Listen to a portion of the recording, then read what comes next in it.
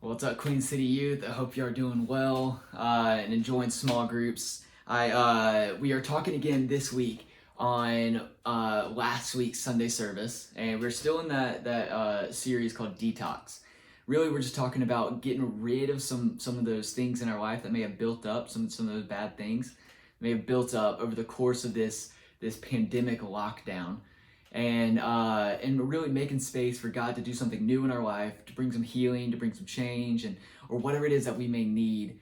Really, just creating space for that. And this past Sunday, we talked on the topic of a relational detox, like taking a detox from relationships, almost. Not getting rid of relationships, or not cutting out all relationships, but getting rid of some things within our relationships that may have built up. And Pastor Brian shared from the verse in 2 Corinthians, it's chapter 6, verse 14. And it says, "Do not be yoked together with unbelievers. For what do righteousness and wickedness have in common? Or what fellowship can light have with darkness?" And really, that's kind of a confusing term, because we don't, none of us are really farmers. And so, and we don't really use a yoke in our life. But Pastor Brian kind of broke it down of how relevant that would have been for the original audience. And basically, a yoke is this wooden, almost like a beam that connects two oxen. You'll have to take my word for it because I don't have a picture. But if you go back and watch the Sunday or the recording of the Sunday service, it's on YouTube, and he has a picture of it in that. But it's a wooden beam that connects two oxen. And what he's talking about is that if you are or what the people who have heard that would have thought of is that if there's two oxen that are plowing a field, that are pulling this plow, and one is faster than the other, one is stronger than the other, then they're not going to go in a straight line. They're actually going to start going in a circle. And that's what he's talking about in our life, that when you're yoked up with people, or you're doing a life with people that are not on the same mission as you, or don't have the same goals or values in life as you, then you're going to get stuck in life. You're going to be just going in this perpetual circle in life where you're just repeating the same year over and over again. You're stuck in the same type of these relationships over and over again. You're experiencing the same heartbreak over and over again, or you're dealing with the same mental health issues over and over again, and you're not going in this direction towards the goal or the healing or the change that you need in life, because you're lined up and you're doing life with people that don't share those same goals. And so, see, this message though is not about getting rid of all of these relationships, but this message is about looking at what's going on in your inner circle, in your closest relationships in life. See, are they helping to improve the quality of life? Are they pointing you towards the goals that you have in life? And really, it's about surrounding yourself with people that will push you to be the best version of yourself. Now, when it comes to the actual detox part, that's what I want to break down, because what Pastor Ryan is talking about is there are some things in our relationships there that may come up that can hinder those important relationships, that can really prevent those relationships to go into a deeper level, to those relationships contributing to that change that you seek in your life, or that healing that you seek in your life, or really having those friendships or those relationships in your life done God's way. And what I mean by God's way is that they make us better, that they help us to be more like Jesus. And so there are three things that Pastor Brian mentioned that we should detox from in our relationships. There's one that I really want to land on, but I want to go through all three. And the first is isolating, getting that mentality of isolating ourselves out of our relationships, and really not separating ourselves from the most important relationships in life. See, in a pandemic, we really didn't have the option to not isolate. When we were put in our house and we were given this mandate of don't leave unless absolutely necessary, and we were just kind of stuck. And so you may hear that of don't isolate, but we're well, I kind of had to. But in our most important relationships, don't isolate ourselves from growing in those relationships. See, you can be present with people, on a phone call or on a FaceTime or whatever. But you can be present with people, but still isolated in your vulnerability. That leads into the second one, which is don't hide. Like detoxing from hiding in our relationships, avoiding the topics that are most important and will lead to the most change in our life. Something I see a lot is that we bear our lives out on social media. We talk about everything that's going on. We kind of hide it through this mask of like comedy of the things that we struggle with.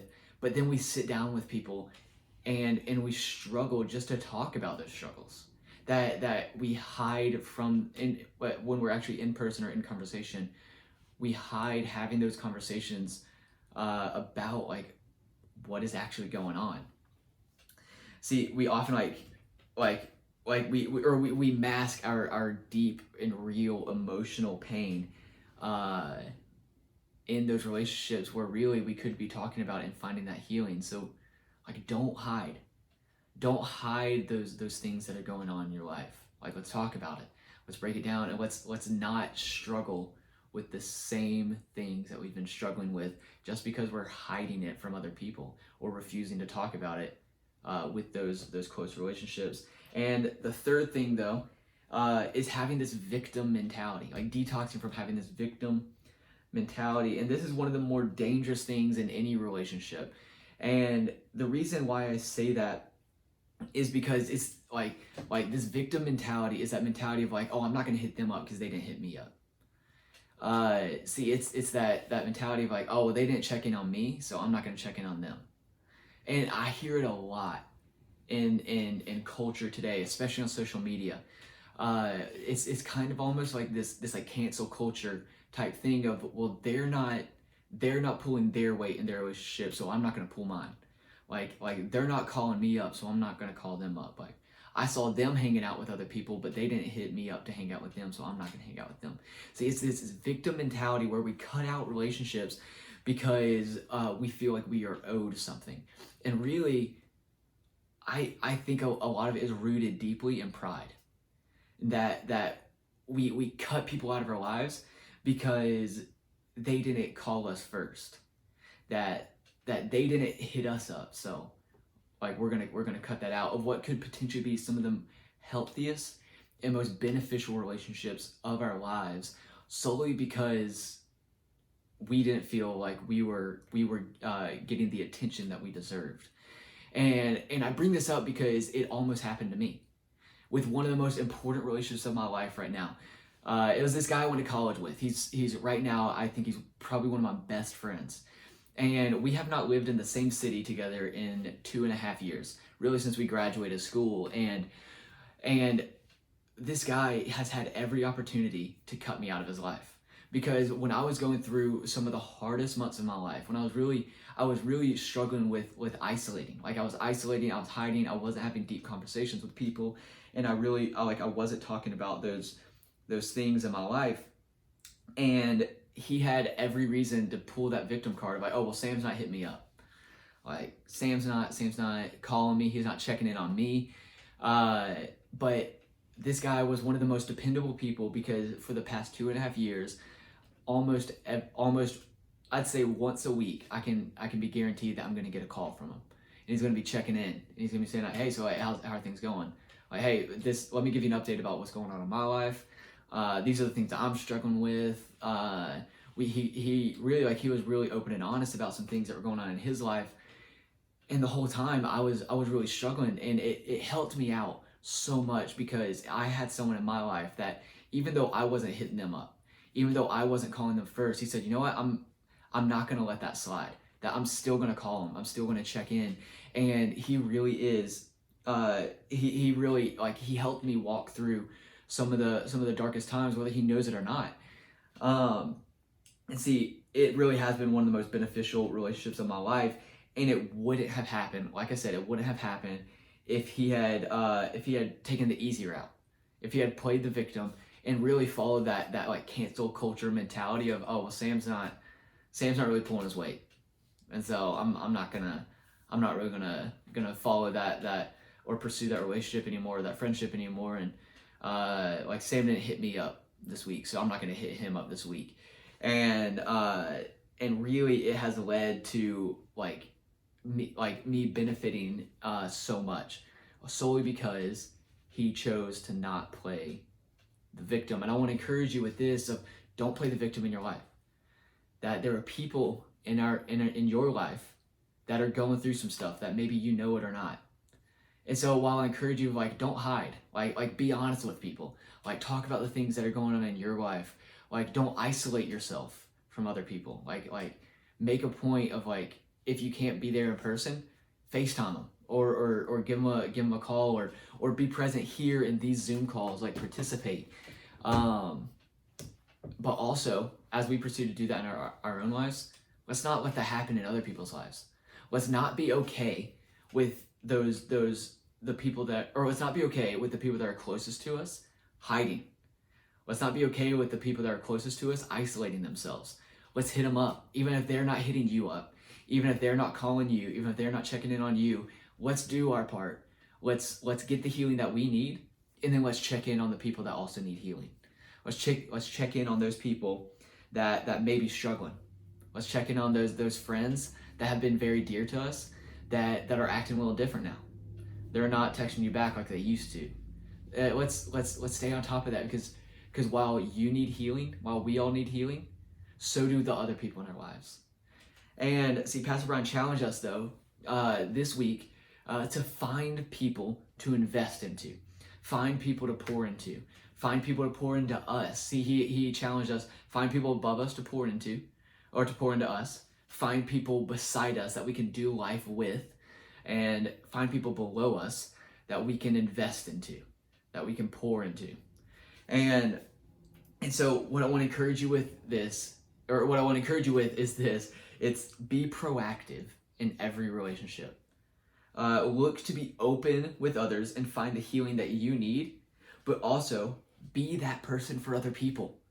See, God has empowered you to, and has equipped you to go out into your world, go out into your inner circle, and be that person that people can confide in, and really, like, look at who you're doing life with, and don't settle with complacency in those areas. Like, don't settle with complacency and just like, okay, we're just gonna hang out and we're gonna laugh and cut up and then we're gonna go home. Like, don't settle with just that, because your relationships and your friendships can be so much more. So you can be talking about, like, hey, like how are you really doing? Like you told me you're struggling with this. Like, how's that been? Like, are you doing okay? Like, do you need anything? Like, having those conversations with friends, because like God made us to be relational beings. So let's let go of let's go all out with the most important relationships in our lives. If we are relational beings, we should be going all out with the most important relationships of our lives. See, many of you are right now watching this or in small groups watching this Devo with some of your closest friends. Some of you are watching it with your siblings. Whoever you are there with, go all out with those relationships. Check in on people. Push past that awkward boundary and say, you know what? I'm going to kind of embrace that awkward, and I'm going to check in and say, hey, how are you doing? Because here's the thing, that as I have started to do that with some of my closest friends, like checking in, like, hey, how are you actually doing? I've realized that it's what I was needing. That I needed people in my life checking in on me, saying, like, hey, Sam, like, how are you doing? Are you doing okay? Hey, you told me one time you're struggling with this. How's that been? Are you still struggling with that? And as people did that in my own life, I've realized I've gained so much fulfillment in doing that for other people, because I'm walking in that calling of God on my life to just be there for people, to help people, to love people. And so I encourage you to do the same. Look for those relationships in your life. Let's invest into those. And let's let the most important relationships of our life be some of the most beneficial relationships of our life. And let's get through this pandemic lockdown. Let's get through it together. Let's get through it better. And let's get through it stronger, because we didn't settle with complacency in our relationships. So, Queen City Youth, I love y'all so much. I'm going to hand this back over to small group leaders, but y'all have a great week, and I can't wait to see y'all again soon. Love y'all. Bye.